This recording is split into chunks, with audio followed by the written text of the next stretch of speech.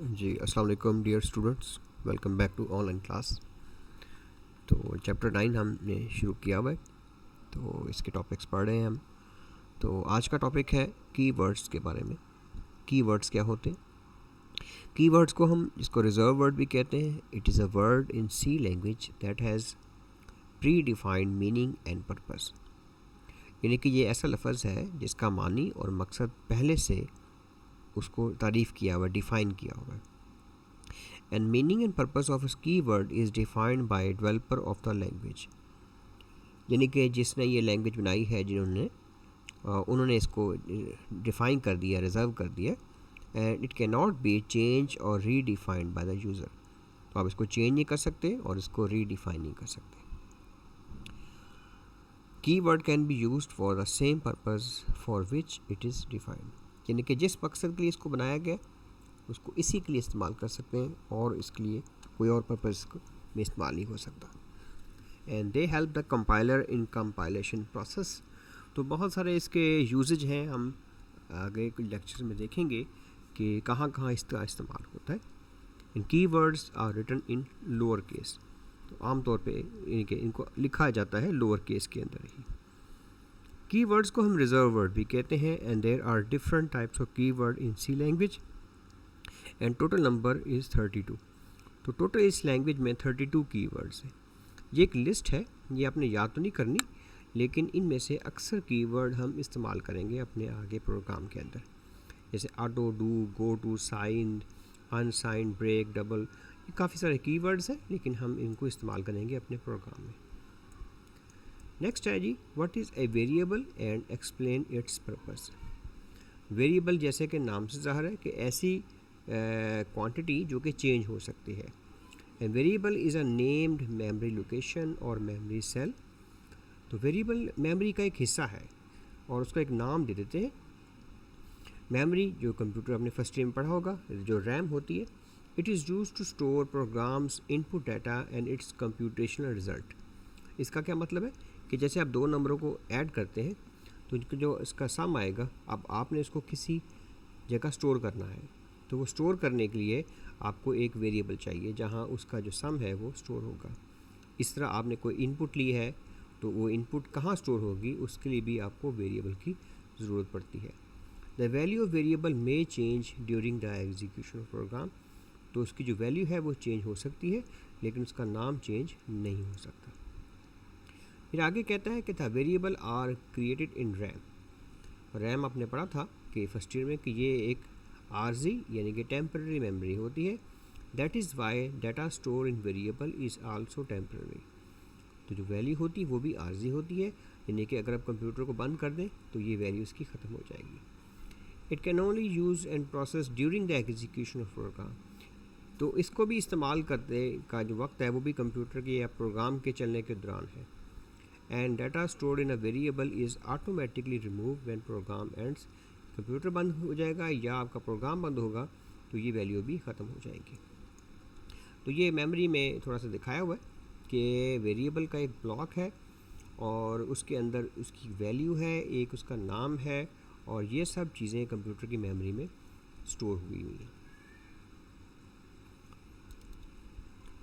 Next question है, what is variable declaration. Declare का मतलब है कि आपने कोई वेरिएबल आपको चाहिए, आपको वो उसको डिक्लेयर करना है, नामजद करना है।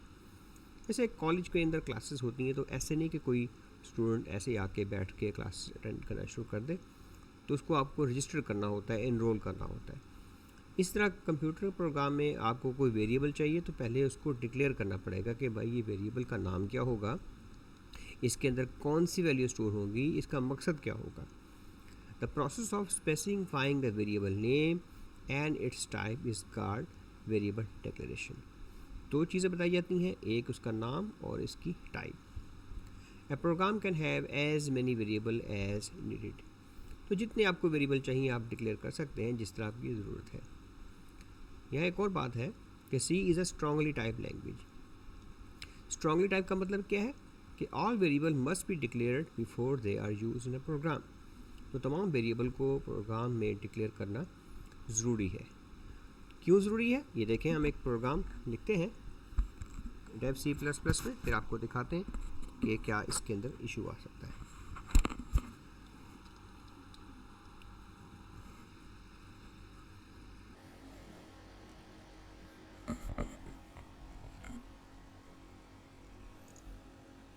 तो कल हमने एक प्रोग्राम लिखा था जहां हम एक छोटा सा काम करते हैं।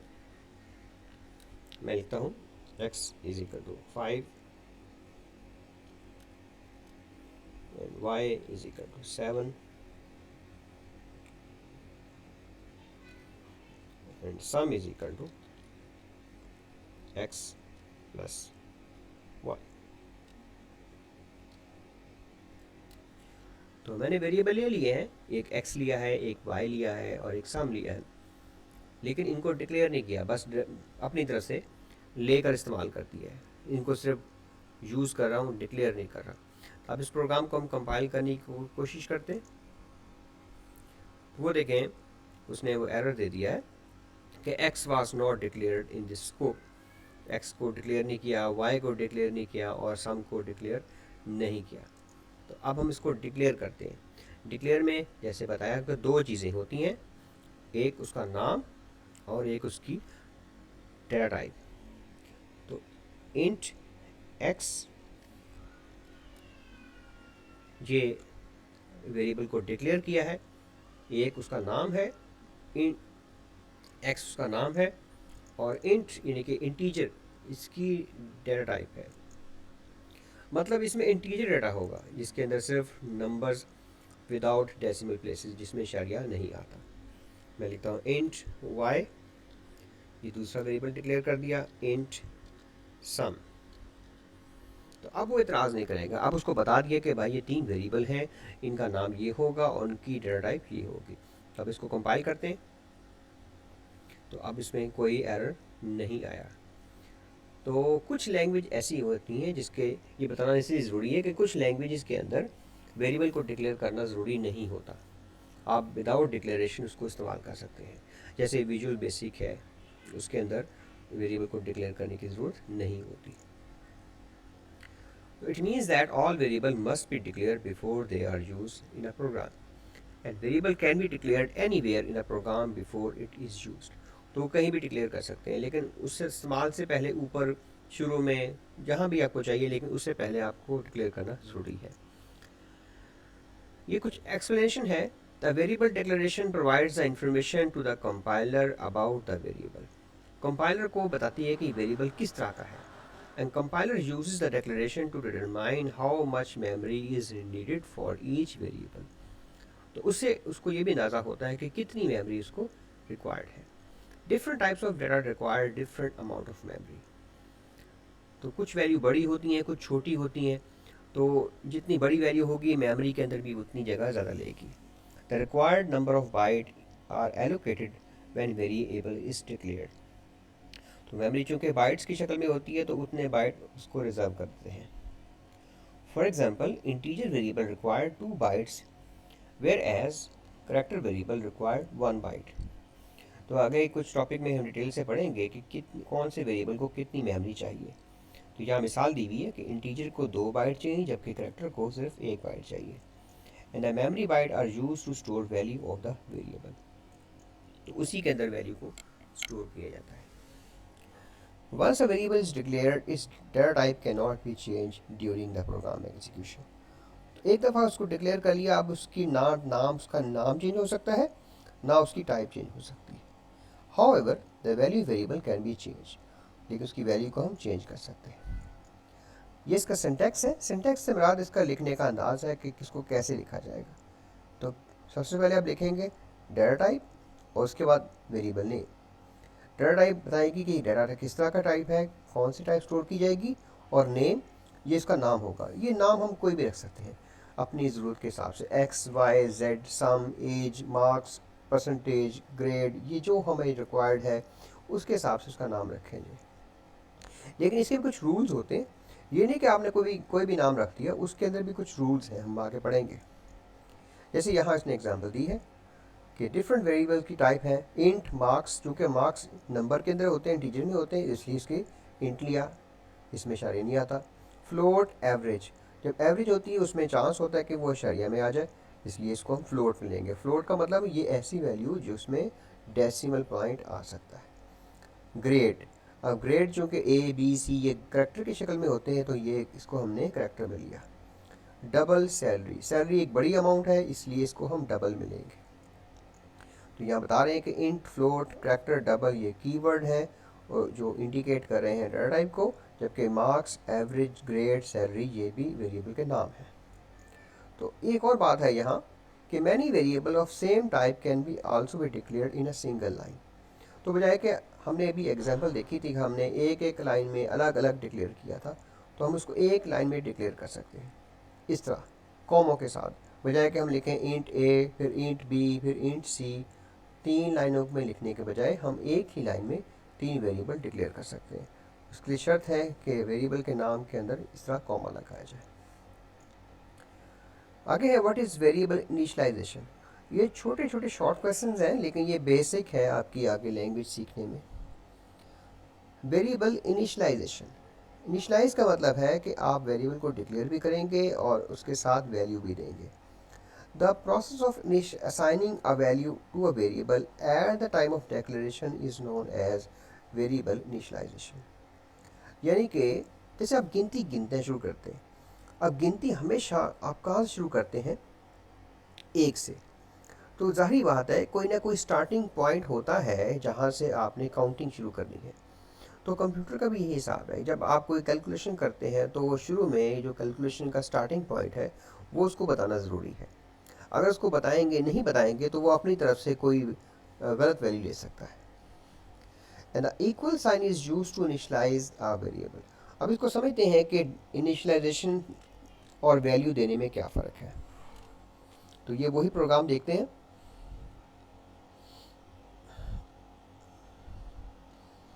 मैं इसको थोड़ा जूम कर देता हूँ। तो मैं लिखता हूँ इंट एक्स, ये मैंने डिक्लेयर किया, x इज इक्वल टू 5। अब ये इसको वैल्यू मैंने प्रोवाइड कर दी। ऊपर मैं क्या कर रहा हूँ, डिक्लेयर कर रहा हूँ, नीचे उसको वैल्यू दे रहा हूँ। ये इनिशियलाइजेशन नहीं है। इनिशियलाइजेशन क्या होगी, जब मैं लिखूँगा int x is equal to 5। अब ये डिक्लेयर भी हो रहा है और साथ उसको वैल्यू भी असाइन की जा रही है। इसको हम कहते हैं इनिशियलाइजेशन। अब वो क्यों ज़रूरी है वो एक्सप्लेन कर रहा है। यानी कि जब हम एक वेरिएबल को डिक्लेयर करते हैं तो उसकी कोई भी वैल्यू हो सकती है। जब मैंने x को डिक्लेयर किया तो उसकी वैल्यू कोई भी होगी। यहाँ देखें, हम एक मिसाल लेते हैं। मैंने इसको डिक्लेयर किया, अब मैंने इसको प्रिंट करता हूँ कि x की वैल्यू क्या होगी।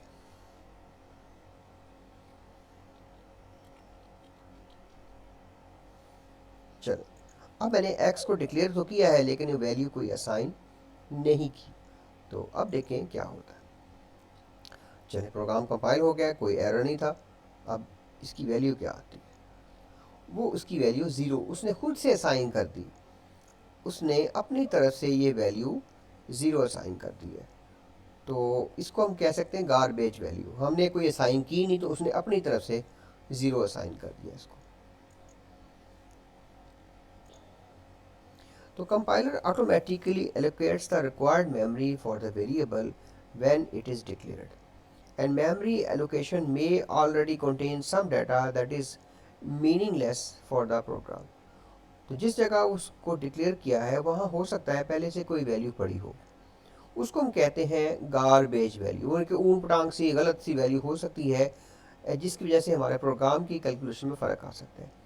It may produce unexpected result in some computation, and all variables should be initialized to avoid this problem।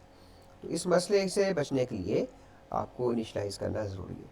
तो ये देखिए, क्वेश्चन पेपर के अंदर इस तरह वो डायरेक्ट नहीं पूछेगा। हो सकता है वो पूछे कि वेरिएबल को इनिशलाइज करना क्यों ज़रूरी है, वो ऐसे भी पूछ सकता है। वो बजाय कि ये पूछे डेफिनेशन कि व्हाट इज़ इनिशलाइजेशन, वो ये पूछ सकता है कि इनिशलाइज करना क्यों ज़रूरी है। तो इस सवाल का जवाब आपको इस हिस्से में मिलेगा। क्यों ज़रूरी है, क्योंकि पहले से कोई वैल्यू हो सकता है उसमें पड़ी हो जो कि गारबेज वैल्यू है, जिसकी वजह से हमारे प्रोग्राम की रिज़ल्ट में फ़र्क आ सकता है। एक और सवाल बन सकता है कि गारबेज वैल्यू क्या होती है, तो वो भी इसमें इसी के अंदर से क्वेश्चन बना सकते हैं। तो इसका सिंटैक्स दिखाया हुआ है। सिंटैक्स है टाइप, टाइप में नेम, वेरिएबल नेम और इज इक्वल टू वैल्यू। तो मैंने आपको पहले भी दिखाया था कि इस तरह वेरिएबल को डिक्लेयर करेंगे, साथ उसका नाम देंगे, उसके साथ इसको वैल्यू दे देंगे। तो ये डिफरेंट तरह की इसकी वैल्यू जो है वो दे दी। यहाँ एक और टेक्निकल क्वेश्चन है, डिक्लेयरिंग और डिफाइनिंग में फ़र्क। कभी हम लफ्ज़ जो इस्तेमाल करते हैं डिक्लेयर का, कभी हम इस्तेमाल करते हैं डिफाइन का। तो वैसे तो एक ही है लेकिन थोड़ा सा टेक्निकल मीनिंग है। Generally there is a slight difference between declaring and defining a variable. तो एक छोटा सा बड़ा मामूली सा फ़र्क है। The variable declaration specifies the name and type of a variable to the compiler. जब हम वेरिएबल को डिक्लेयर करते हैं तो एक उसका नाम मिलता है और एक उसकी टाइप मिलती है। It does not allocate memory location for data to be store, लेकिन उसको मेमोरी एलोकेट नहीं होती।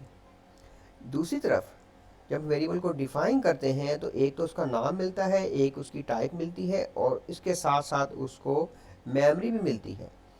ये इसको ऐसे समझें कि कॉलेज में एक स्टूडेंट का एडमिशन हो गया, अब उसका दाखिला हो गया है, लेकिन ये नहीं कि वो अगले दिन जाके फौरी तौर पे क्लास में बैठना शुरू कर देगा। अगला स्टेप क्या होगा, उसको इनरोलमेंट होगी कि उसका रोल नंबर क्या है, उसकी क्लास कौन सी है, उसका सेक्शन कौन सा है, उसके टीचर कौन से हैं, आज टाइम टेबल में उसकी क्लास की कौन सी पोजीशन है, किस जगह कौन से रूम में उसकी क्लास होगी, वहाँ जाकर वो बैठेगा। बात समझ रहे हैं? तो डेक्लेरेशन क्या है कि उसका सिर्फ दाखिला हुआ है, उसको जनाब पता चल गया कि भाई उसका फलाने सब्जेक्ट में या फलाने कम्बिनेशन में उसका दाखिला हो गया। और डेफिनेशन क्या है कि मेमोरी मिल गई, यानी कि उसको क्लासरूम मिल गया कि वो कहाँ बैठेगा, उसकी क्लास कौन सी होगी। तो ये फ़र्क है। डेक्लेरेशन में सिर्फ नाम मिलता है और टाइप मिलती है, लेकिन मेमोरी नहीं मिलती। लेकिन डेफिनेशन के अंदर नाम भी मिलता है और टाइप मिलती है और इसके साथ साथ मेमोरी भी एलोकेट होती है कि उसने कहाँ स्टोर होना है। In C language, declaration and definition are not specified separately. कुछ लैंग्वेजेस में डेक्लेरेशन अलग होती है, डेफिनेशन अलग होती है, लेकिन सी लैंग्वेज में ये दोनों काम इकट्ठे ही हो जाते हैं। The variable definition is automatically perform when variable is declared. तो कुछ लैंग्वेजेस में जब डिक्लेयर करते हैं तो डेफिनेशन डिफाइन नहीं होता, मेमोरी एलोकेट नहीं होती, लेकिन सी में ये फ़र्क नहीं है। सी के अंदर ये दोनों काम एक साथ ही होते हैं। It means that declaration also allocate memory by the variable to store data. तो सी के अंदर ये फ़र्क है कि सी के अंदर डेक्लेरेशन के दौरान ही मेमोरी एलोकेट हो जाती है, लेकिन हमने ऊपर बताया कि ये फ़र्क है कि डेक्लेरेशन में मेमोरी एलोकेट नहीं होती, लेकिन यहाँ कह रहे हैं कि सी में ये ऐसा होता है। नहीं जी, आज का आखिरी लॉन्ग क्वेश्चन है, बहुत अहम है सवाल। तो ये पेपर में कई दफ़ा आता है और शॉर्ट की शक्ल में भी आ सकता है और लॉन्ग की शक्ल में भी। तो कहता है write down the rules for naming variable in C language with example. तो जैसे मैंने बताया था कि वेरिएबल का एक नाम होता है, जैसे ये हमने नाम रखे हैं एक्स वाई एवरेज ग्रेड। तो ये नाम रखने के कुछ रूल्स हैं। वो रूल्स क्या क्या हैं? नंबर 1, वेरिएबल में include letter, number and underscore. तो वेरिएबल के अंदर 3 चीज़ें आ सकती हैं, लेटर यानी कि ABC वगैरह, नंबर 0 से 9 तक एंड अंडरस्कोर, और इसके अलावा कोई चीज़ इसके अंदर नहीं आ सकती। और क्या चीज़ आ सकती है जैसे नहीं आ सकती है, स्पेस नहीं आ सकते, स्पेशल कैरेक्टर हम देखेंगे। The first character of variable must be letter और अंडरस्कोर। वेरिएबल का नाम का जो पहला हरफ है वो या लेटर हो यानी कि ABC हो या अंडरस्कोर। तो अंडरस्कोर रिकमेंड नहीं करते, जैसे मिसाल दी है 9 मिनट्स, हैश होम, 2 kg, ये गलत है क्योंकि शुरू में इनके नंबर आ रहा है। The blank space are not allowed, space नहीं आ सकती, जैसे माई वेरिएबल, योर कार, इसके अंदर स्पेस आ रही है, ये अलाउड नहीं। Both upper case and lower case are allowed. तो बड़ी ABC में भी लिख सकते हैं और छोटी में भी, लेकिन ये है कि आमतौर पे रिकमेंड किया जाता है कि जो आम वेरिएबल है वो छोटे ABC में लिखे जाएंगे, जबकि कांस्टेंट जो है वो बड़ी ABC में लिखे जाएंगे। लेकिन आपकी मर्ज़ी है, तो बड़ी भी इस्तेमाल कर सकते हैं, छोटी भी, लेकिन ये है कि लैंग्वेज में कुछ चीज़ें ऐसी हैं जो कि डिफ़ाइन की कि भी ऐसे करना चाहिए, अच्छी practice. Special symbol can not be use. Special symbol से मुराद जैसे स्टैरिक, क्वेश्चन मार्क, ये पंक्चुएशन मार्क्स, ये सारे इस्तेमाल नहीं हो सकते। ऐड, सब्ट्रैक्ट, स्टैरिक, ये कोई वेरिएबल कोई इस्तेमाल नहीं हो सकता। रिजर्व वर्ड हमने पीछे पढ़ा था, रिजर्व वर्ड ये इस्तेमाल नहीं हो सकते, जैसे इंट, वाइड, वाइल, इसको हम इस्तेमाल नहीं कर सकते। Variable can be up to 31 character long. Variable का जो नाम है वो 31 कैरेक्टर तक हो सकता है, इससे लंबा नहीं होना चाहिए, इतना लंबा नाम होता भी नहीं वैसे। And variable can be declared only for one time. तो वेरिएबल को एक ही दफ़ा डिक्लेयर कर सकते हैं। क्या मतलब इसका? जैसे यहाँ देखें इंट एक्स है, फिर मैं लिखता हूँ फ्लोट एक्स। तो अब ये गड़बड़ कर दी कि मैंने एक पहले डिफाइन की, मैंने पहले कहा कि भाई ये इंटीजर होगा, फिर मैंने कह दिया ये फ्लोट है। अब कंपाइल करते हैं तो क्या एरर देता है, वो कहता है कन्फ्लिक्टिंग डिक्लेरेशन। वो कन्फ्लिक्ट कर रहा है, कहता है कि मैं क्या करूँ, ये आप समझ नहीं आ रही कि कभी आप कहते हो कि ये फ्लोट है, कभी कहते हो ये इंटीजर है, तो इसको एक दफ़ा डिक्लेयर करें। तो वेरिएबल को सिर्फ एक मरतबा डिक्लेयर कर सकते हैं। मैं इसको एक दफ़ा रिपीट कर देता हूँ, थोड़ा सा आपको याद करने में आसानी होगी। मैं इस पर ज़ोर क्यों दे रहा हूँ, क्योंकि ये लेक्चर अहम है। नंबर 1, वेरिएबल में हमने देखना है कि क्या क्या अलाउ है, क्या क्या आ सकता है। लेटर आ सकते हैं, नंबर आ सकते हैं, अंडरस्कोर आ सकता है, अपर केस आ सकता है, लोअर केस आ सकता है।